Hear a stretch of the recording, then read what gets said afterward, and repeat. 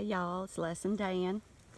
It's Monday, just shy of a week of our swarm season catchment started.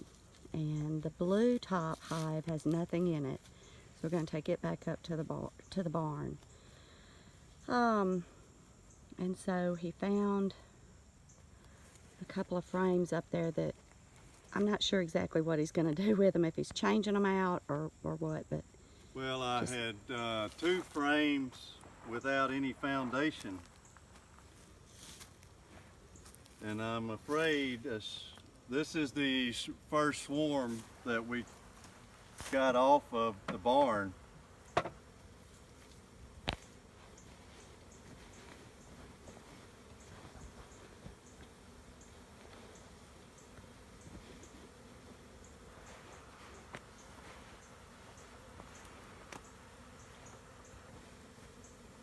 sorry y'all, I'm trying to get my... Yeah, I'm glad I suited up. Trying to get my hand inside my sleeve.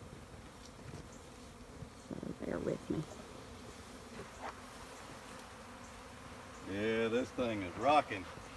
Wow.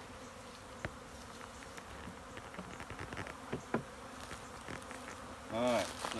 And these seem a lot more aggressive, don't they? Yeah. So we're going to close them back up, and they can go on about their merry business. So, look. Wow, that's like one day? Well, they've been in the box since Saturday, but I am very surprised to see them drawing out their own comb this early. So we'll just leave them there, and then they'll go back in the house tonight. This is another one that had bees checking it out under the barn. No, it was just sitting out here, but it had visitors. Damn, they're in my suit.